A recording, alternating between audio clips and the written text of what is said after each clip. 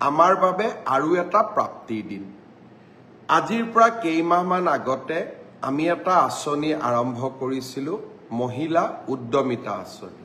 অৰ্থাৎ অসমৰ আত্মসহায়ক গোটৰ সদস্যসকলক ব্যক্তিগতভাৱে উপাৰ্জনমুখী কামত জড়িত কৰিবলৈ 10,000 টকাকৈ আমি সহায় কৰিম। এই 10,000 টকাৰ সদব্যৱহাৰ হ'লে ভৱিষ্যতে আমি 25,000 টকা আৰু 25,000 টকাও উৎপাদনমূলক কামত ব্যয় কৰিলে ভৱিষ্যতলৈ বেংকৰ সৈতে 50,000 টকা। যেতিয়া মই এই আঁচনিটোৰ কথা কৈছিলোঁ, মহিলা সমাজে অত্যন্ত উৎসাহেৰে আগবাঢ়ি আহিছিল। আঁচনিটো ৰূপায়ণৰ নীতি নিয়ম পালন কৰোঁতে কিছু সময় লাগিলে। কংগ্ৰেছে উলিয়াই দিলে যে মুখ্যমন্ত্ৰী এনেই কৈছে, মহিলাসকলক ঠগালে, মহিলাসকলক পইচা কেতিয়াও নিদিয়ে।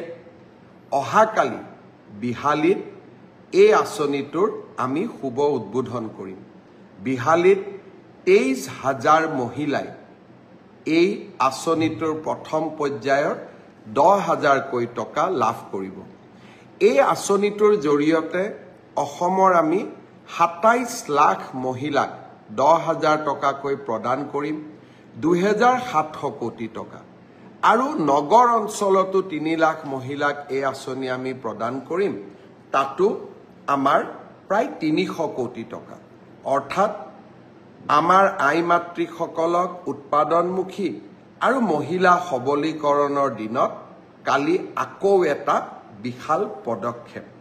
অৰুণোদয়ৰ পিছত মহিলা সবলীকৰণৰ ক্ষেত্ৰত অসমে অহাকালি আৰু এটা শক্তিশালী খোজ পেলাব। বিহালীৰ কালি সভাখনৰ বাবে নিশাটো অপেক্ষা কৰিম। মই সকলো আই মাতৃসকলক শুভকামনা জনাইছোঁ। আজি গহপুৰলৈ গৈছিলোঁ, GNM স্কুল এখনৰ শুভ উদ্বোধন হ'ল আৰু কনকলতা বিশ্ববিদ্যালয়ৰ বিষয়েও ৰাইজৰ লগত কথা বতৰা পাতিলোঁ।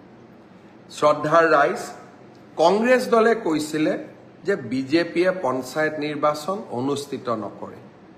মই আপোনালোকক বিনম্ৰতাৰে সৈতে ক'ব বিচাৰোঁ, যোৱা মাহতো আমি পঞ্চায়ত নিৰ্বাচন পাতিব পাৰিলোহেঁতেন, কিন্তু ল'ৰা ছোৱালীয়ে পৰীক্ষা দিব নোৱাৰিলেহেঁতেন। ল'ৰা ছোৱালীৰ স্বাৰ্থ, মোৰ ভাগিনসকলৰ স্বাৰ্থ মোৰ বাবে আটাইতকৈ ওপৰত। পৰীক্ষাৰ পৰিৱেশ শেষ হৈ গ'ল। অহা 2 এপ্ৰিলৰ পৰা 5 এপ্ৰিলৰ ভিতৰত নিৰ্বাচনী আয়োগে পঞ্চায়ত নিৰ্বাচন ঘোষণা কৰিব। আমি শিক্ষাৰ আন্দোলনো কৰিম, গণতন্ত্ৰৰ আন্দোলনো কৰিম। কংগ্ৰেছ দলৰ আৰু এটা প্ৰচাৰ অহা 3-4 দিনৰ ভিতৰত ভুৱা বুলি প্ৰমাণ হ'ব। 2 তাৰিখে মই যোৰহাটলৈ যাম। যোৰহাট চিকিৎসা মহাবিদ্যালয়ৰ সন্মুখত এখন সুন্দৰ উৰণীয়া সেতুৰো শুভ উদ্বোধন কৰিম। আৰু 2 তাৰিখে সন্ধিয়াও আমি সমগ্ৰ অসমতে ইতিমধ্যে আৰম্ভ কৰা খেল মহাৰণৰ জিলা পৰ্যায়ৰ প্ৰতিযোগিতাসমূহো গুৱাহাটীত আৰম্ভ কৰিম। এই কথাখিনি কৈ থাকোঁতে মোৰ এটা কথা মনত পৰিলে। যেতিয়া পঞ্চায়ত নিৰ্বাচন হ'ব, একাদশমান শ্ৰেণীৰ 3খন পৰীক্ষাৰ যি প্ৰশ্ন কাকত ফাদিল হৈছিল, তাৰো আমি পৰীক্ষা পাতিব লাগিব।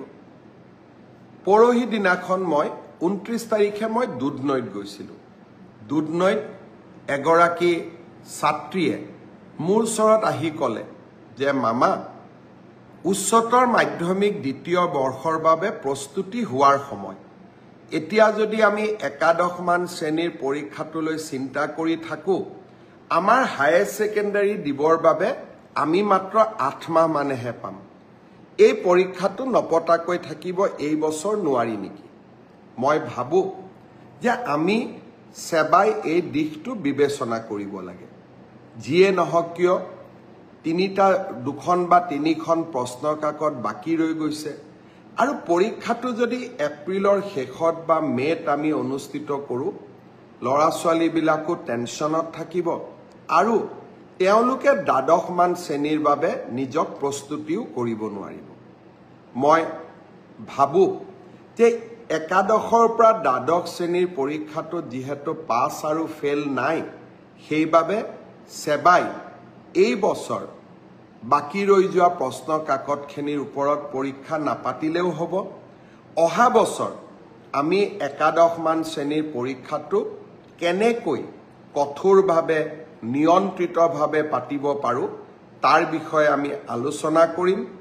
আৰু যিসকলে প্ৰশ্ন কাকত ফাদিল কৰিলে তেওঁলোককো আমি কঠোৰ শাস্তি বিহিম।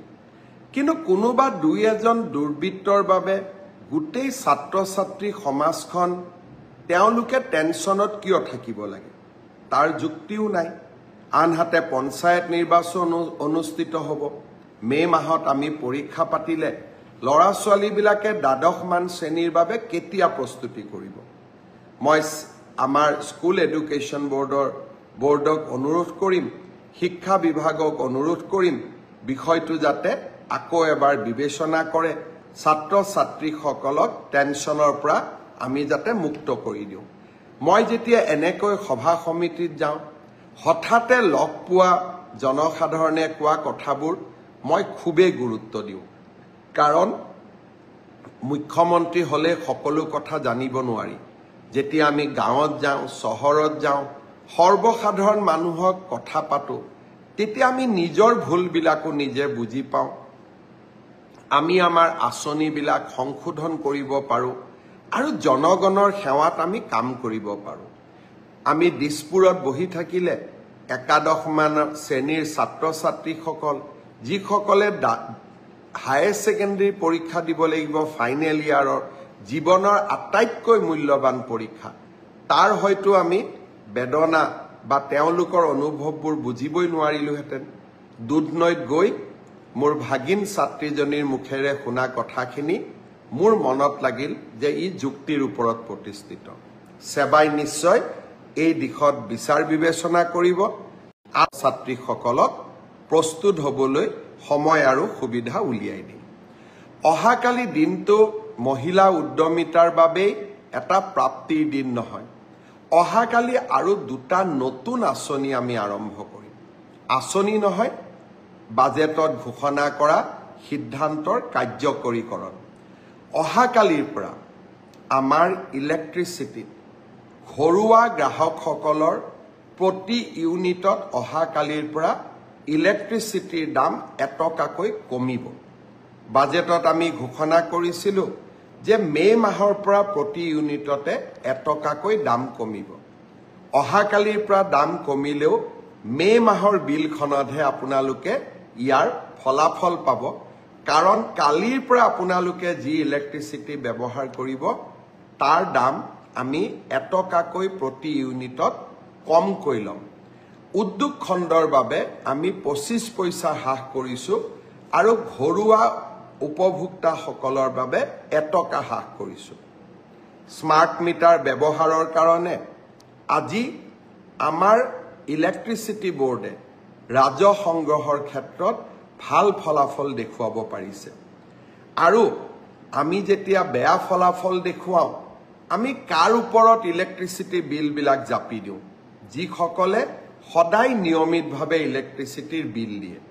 চৰকাৰে যেতিয়াই বিদ্যুৎ যোগানত লোকচান হয়, আপোনালোকে ধৰি ল'ব যে নিয়মিতভাৱে যিসকলে বিদ্যুতৰ বিল দিয়ে তেওঁলোকৰ ওপৰতে আমি বিদ্যুতৰ বোজা জাপি দিওঁ আৰু যোনে বিল নিদিয়ে তেওঁলোকে নিদিয়াকৈ থাকি যায়। ৰাজ্যখনৰ 30 লাখ গ্ৰাহকে আজি স্মাৰ্ট মিটাৰ গ্ৰহণ কৰাৰ বাবে ৰাজহ বৃদ্ধি পাইছে আৰু বিদ্যুতৰ সৎব্যৱহাৰৰ ফলত প্ৰতিজন গ্ৰাহক তাৰ পৰা উপকৃত হৈছে। আৰু আজি আমি তাৰ বাবে এটকা দাম কমাবলৈ সক্ষম হৈছোঁ।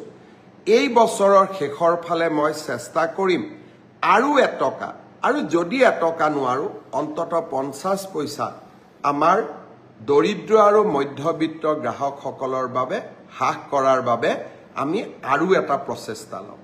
শ্ৰদ্ধাৰ ৰাইজ, চৰকাৰৰ লাভ আৰু লোকচান এই দুইটাই ৰাইজেই তাৰ শেষ হিতাধিকাৰী।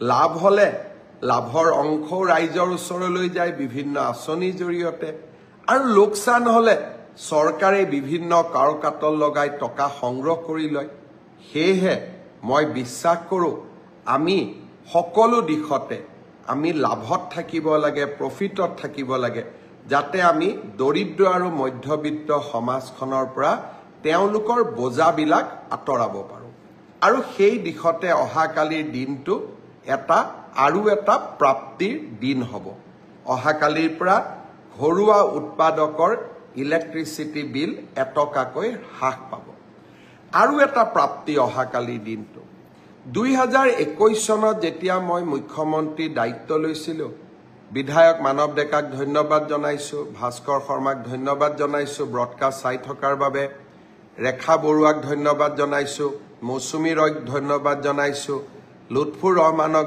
ধন্যবাদ জনাইছোঁ ঈদৰ মুবাৰকো জনালোঁ দাদুল নিউ ডেকা ব্ৰডকাষ্ট চাই আছে শ্যাম কানু মহন্তই ব্ৰডকাষ্ট চাই আছে নৱজ্যোতি শৰ্মাই ব্ৰডকাষ্ট চাই আছে হবিব মহম্মদ চৌধুৰীয়ে ব্ৰডকাষ্ট চাই আছে আপোনালোকক মই আদৰণি জনাইছোঁ 2021 চনত যেতিয়া মই অসমৰ মুখ্যমন্ত্ৰীৰ দায়িত্ব লৈছিলোঁ কৃষকসকলে নিজৰ ধান 600 টকাত মধ্যভোগীক বিক্ৰী কৰিছিলে আমি ধান ক্ৰয়ৰ ব্যৱস্থাটোক সংগঠিত কৰিছিলোঁ আৰু কৃষকক 2022 চনত আমি প্ৰতি কুইণ্টল ধানৰ বিনিময়ত 1800 টকা দিয়া আৰম্ভ কৰিছিলোঁ চাওঁতে এই বছৰ আমি কৃষকৰ পৰা 2300 টকাত ধান ক্ৰয় কৰা আৰম্ভ কৰিছিলোঁ ইয়াৰ ফলত দুটা লাভ হয় চৰকাৰে 2300 টকা দিব লাগিব আৰু মিলে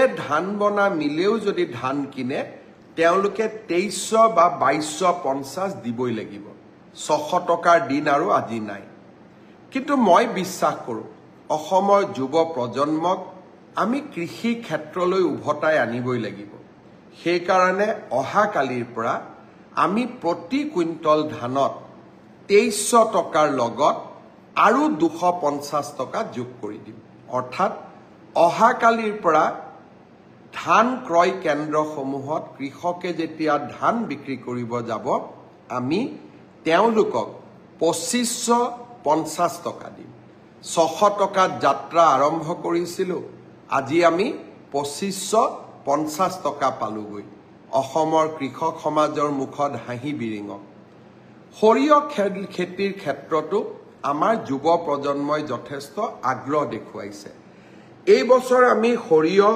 5950 টকাত কৃষকৰ পৰা কিনি আছিলোঁ অহাকালিৰ পৰা মই আপোনালোকক জনাবলৈ পাই ভাল পাইছোঁ যে আমি কৃষকক সৰিয়হৰ বাবে 6450 টকাকৈ দিয়া আৰম্ভ কৰিম আৰু তাৰ লগে লগে প্ৰতিটো জিলাতে মিঠাতেলৰ এটা ব্ৰেণ্ড সৃষ্টি কৰাৰ বাবেও আমি ইতিমধ্যে কামত নামি পৰিছোঁ জিলাৰ মিঠাতেল আমি সংগ্ৰহ কৰিম আৰু মিঠাতেল পেৰি প্ৰতিটো জিলাৰ নামত এটা ব্ৰেণ্ড নিৰ্মাণ কৰি আমি ৰাইজক বিক্ৰী কৰিম যাতে কৃষকে সৰ্বশ্ৰেষ্ঠ মূল্য পাব পাৰে মধ্যভোগী থাকিব নোৱাৰে সেই কামতো মই লাগি পৰিছোঁ কিন্তু অহাকালিৰ পৰা ধানৰ মূল্য চৰকাৰক ধান বিক্ৰী কৰিলে প্ৰতি কুইণ্টলত 2550 টকা পাব আৰু চৰকাৰক সৰিয়হ বিক্ৰী কৰিলে 6450 টকা পাব মই আশা কৰিম লাহে লাহে আমি কৃষকক আৰু উচিত মূল্য দিবৰ কাৰণে আমি সক্ষম হ'ম শ্ৰদ্ধাৰ অসমবাসী ৰাইজ মোৰ প্ৰতি বছৰে মেডিকেলৰ এন্ট্ৰেন্স পৰীক্ষালৈ মনটোত চিন্তা হৈ থাকে মই যেইবাৰে মেডিকেল কলেজৰ এন্ট্ৰেন্স পৰীক্ষাৰ বিষয়ে দিল্লীৰ লগত আলোচনা কৰিছিলোঁ তেতিয়া মই দেখা পাইছিলোঁ যে মেডিকেলৰ এন্ট্ৰেন্স পৰীক্ষাসমূহ প্ৰাইভেট স্কুলত অনুষ্ঠিত হয় আৰু অসম চৰকাৰৰ লগত সম্পৰ্ক তেনেই কম থাকে এডিআৰিৰ পৰীক্ষাত আমি যিমান কটকটীয়া নিৰাপত্তা কৰোঁ মেডিকেলৰ এন্ট্ৰেন্স আটাইতকৈ ডাঙৰ পৰীক্ষা আমি একো ব্যৱস্থাই নলওঁ এই বিষয়টোলৈ মই চিন্তা কৰি আছিলোঁ যে আমাৰ অধিকাৰ একো নাই নেকি কেইদিনমান আগতে উৰিষ্যাত গৈছিলোঁ কেন্দ্ৰীয় শিক্ষামন্ত্ৰী ধৰ্মেন্দ্ৰ প্ৰধান ডাঙৰীয়া সাক্ষাৎ কৰিবৰ কাৰণে আফ্ৰিদা হুছেইনেও ব্ৰডকাষ্ট চাই আছে আমাৰ মানস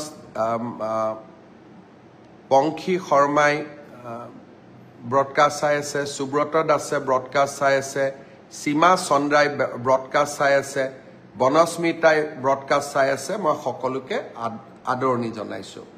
মই কেন্দ্ৰীয় শিক্ষামন্ত্ৰীগৰাকীৰ পিতৃ দেবেন্দ্ৰ প্ৰধানৰ মৃত্যু হৈছিলে। তেখেতক মই সমবেদনা জনাবলৈ ভুৱনেশ্বৰত গৈছিলোঁ। তেতিয়া মই ধৰ্মেন্দ্ৰ প্ৰধান ডাঙৰীয়াক সুধিছিলোঁ যে মেডিকেলৰ এণ্ট্ৰেন্স আমি চৰকাৰী বিদ্যালয়ত পাতিব নোৱাৰোঁ নেকি, আৰু মেডিকেলৰ এণ্ট্ৰেন্স আমি কটকটীয়া নিৰাপত্তাৰ মাজত পাতিব নোৱাৰোঁ নেকি। তেখেতে মোক উত্তৰ দিছিলে যে আপুনি যদি বিচাৰে আমি নিশ্চয় তেনে ব্যৱস্থাই কৰিম। আজি মই আপোনালোকক জনাব বিচাৰিছোঁ, আমি ইতিমধ্যে ভাৰত চৰকাৰৰ লগত কথা পাতিছোঁ। অহা 5 মে'ত অনুষ্ঠিত হ'বলগীয়া নীট পৰীক্ষাৰ চেণ্টাৰ আমি চৰকাৰী বিদ্যালয়সমূহত কৰিম। জিলা উপায়ুক্ত আৰক্ষী অধীক্ষকসকলে কটকটীয়া নিৰাপত্তাৰ ব্যৱস্থা কৰিব, যাতে মেধাৱী ছাত্ৰ ছাত্ৰীসকলে ন্যায় পায়। মেধাৰ এই বিকশিত যাত্ৰাই আৰু এটা নতুন শিখৰত আৰোহণ কৰক। সেয়ে মোৰ ইচ্ছা আছিল, আৰু মই ভাবোঁ এইবাৰ মেডিকেল এণ্ট্ৰেন্স পৰীক্ষাও আমি সুন্দৰ কৰি পাৰ কৰাম, যাতে কোনেও ক'তো অভিযোগ দিব সুবিধা নাপায়। কোনোবাই কাৰোবাৰ নামত পৰীক্ষা বহে নেকি, আধাৰ চেকিং, বায়'মেট্ৰিক চেকিং, আমি গোটেইবোৰ এটা এটাকৈ কৰিম, যাতে এইবাৰৰ পৰীক্ষাৰ ফলাফলে এটা মেধাৰ কেৱল মাত্ৰ মেধাক প্ৰতিনিধিত্ব কৰে। আগতে যে মেধাত হোৱা নাছিল মই তাক নকওঁ, কিন্তু এইবাৰ আমি তাক নিশ্চিত কৰিব খুজিছোঁ, যাতে আমাৰ ছাত্ৰ ছাত্ৰীসকলে ন্যায় পায়। বহুতো ছাত্ৰ ছাত্ৰীয়ে মোক হোৱাটছআপ দিয়ে, সুধে দাদা এডিআৰিত যে OMRখন আপোনালোকে দিয়ে, এনচাৰ কিটো পাব্লিছ কৰি দিয়ে, মেডিকেল বা হেল্থ ডিপাৰ্টমেণ্টৰ পৰীক্ষাত আপোনালোকে কিয় নকৰে? আগতে আমি কৰা নাছিলোঁ, কিন্তু এইবাৰ জানুৱাৰী মাহত হৈ যোৱা টেকনিকেল পৰীক্ষাৰ এনচাৰ কি আমি 12 এপ্ৰিল তাৰিখে প্ৰকাশ কৰিম। আৰু যিসকলে OMRখন সংগ্ৰহ কৰিব বিচাৰে তেওঁলোকেও 50 টকা দি OMRখন সংগ্ৰহ কৰিব পাৰিব। আৰু যিসকলে এনচাৰ কি চোৱাৰ পিছত এনচাৰ কি চেলেঞ্জ কৰিব খোজে তাৰ বাবেও আমি সুবিধা কৰি দিম। অৰ্থাৎ স্বচ্ছতা সকলো ক্ষেত্ৰতে। যোৱাকালি হৈ যোৱা তৃতীয় শ্ৰেণীৰ পৰীক্ষাটো আমি একেই ব্যৱস্থা গ্ৰহণ কৰিম। মই ইতিমধ্যে আমাৰ স্বাস্থ্য বিভাগক কৈছোঁ যে এডিআৰি পৰীক্ষা যেনেকৈ আমি নিকা কৰি অনুষ্ঠিত কৰিছোঁ, আমি স্বাস্থ্য বিভাগৰ পৰীক্ষাও নিকাকৈ অনুষ্ঠিত কৰিম, শিক্ষা বিভাগৰ পৰীক্ষাও নিকাকৈ অনুষ্ঠিত কৰিম। প্ৰতিটো ক্ষেত্ৰতে আমি স্বচ্ছতা আৰু নিকাক আমাৰ জীৱনৰ লগত আমি সমাহিত কৰি লওঁ। এতিয়া মই এটা সম্পূৰ্ণ বেলেগ বিষয়লৈ যাব খুজিছোঁ। বহু দিনৰ পৰা আমি আলোচনা কৰি আহিছোঁ যে মাছ উৎপাদনৰ ক্ষেত্ৰত অসম স্বাৱলম্বী হ'ব নোৱাৰে নেকি। বিষয়টোৰ ওপৰত মই মীন বিভাগৰ বিষয়াসকলৰ লগত আলোচনা কৰিছিলোঁ। তেখেতসকলে মোক এটাই কথা কয় যে আমি মাছৰ ক্ষেত্ৰত ইতিমধ্যেই স্বাৱলম্বী হৈছোঁ, কিন্তু আমাৰ এটা অসুবিধা যে মাছে কণী পৰা সময়ত ঘন জাল লৈ কিছুমান মীন পালকে নদী আৰু বিলৰ পৰা মাছ সংগ্ৰহ কৰে, জীৱিকাৰ তাৰণাত উপায়ো নাই, আৰু তাৰ ফলত আমি বহু নতুন মাছৰ উৎপাদনৰ পৰা আমি আঁতৰি আহোঁ। আমাৰ মন্ত্ৰী কৃষ্ণেন্দু পালু ইয়াত আমাৰ ব্ৰডকাষ্ট চাই আছে, তেখেত মীন বিভাগৰ মন্ত্ৰী, মই আদৰণি জনাইছোঁ।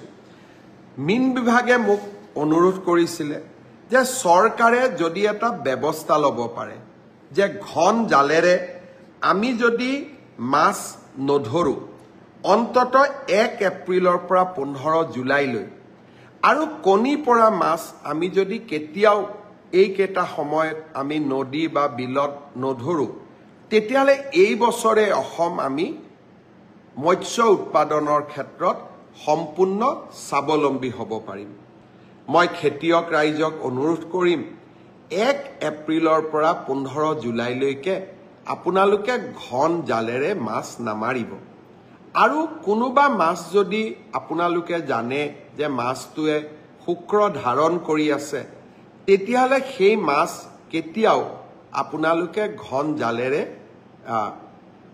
উলিয়াই আনিবৰ বাবে চেষ্টা নকৰিব মই আশা কৰো 1 এপ্ৰিলৰ পৰা 15 জুলাইলৈকে যি সকলে আমি পাৰো আমি যদি মাছ নমৰাকৈ থাকো এইবাৰ মৎস্য সম্পদেৰে অসম উভয় নদী হৈ পৰিব মই আশা কৰো এই দিশটো আমাৰ খেতিয়ক ৰাইজে চকু দিব আজি মই গহপুৰ আৰু বিশ্বনাথত আৰু কেইটামান কথা উল্লেখ কৰিছিলো যে এই বছৰৰ পৰাই আমি ৰেচন কাৰ্ড চাউলৰ লগতে 1 কেজি চেনি 25 টকা বজাৰতকৈ কম দামত দিম আমি এই বছৰতে দালি 1 কেজিকৈ বজাৰতকৈ 25 টকা কম দামত আমি আমাৰ ৰাইজক যোগান ধৰিম আৰু নিমখো আমি 10 টকা কম দামত আমি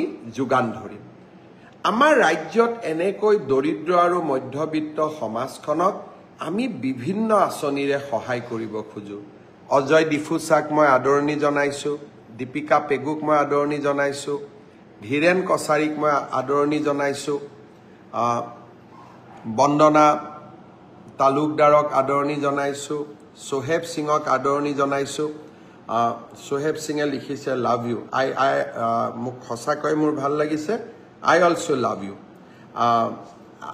Bhaskar Jyoti Pamegame মোক good evening দিছে good evening Bhaskar Jyoti অপূৰ্ব হাজৰিকাই লিখিছে great CM ধন্যবাদ নিশা সেত্ৰীয়ে লিখিছে অশ্বিনী নাথে লিখিছে মই সকলোকে ধন্যবাদ জনাইছো আমি এনেকৈ বিভিন্ন আঁচনি যি আমি বাজেটত প্ৰতিশ্ৰুতি দিছিলো প্ৰত্যেকটো আঁচনি ৰূপায়ণৰ বাবে আমি আগবাঢ়ি যাম আৰু প্ৰত্যেকটো আঁচনি আমি ৰূপায়ণ কৰিম অহাকালি বিহালীত আকৌ এবাৰ সকলোকে লগ পাম এডিআৰই পৰীক্ষাৰ অৰেল এক্সামিনেশ্যনৰ ডেটটো মই আপোনালোকক খুব সোনকালে অৱগত কৰিম তাৰো প্ৰস্তুতি আমি সম্পূৰ্ণ কৰিছো মই বিশ্বাস কৰো যে সকলোৰে এনে সমূহীয়া প্ৰচেষ্টাত আমি আগবাঢ়ি গৈ থাকিম দুৰন্ত গতিত অসমৰ অনিৰুদ্ধ যাত্ৰা সদায় অব্যাহত থাকিব আৰু সকলো ৰাইজক লগত লৈ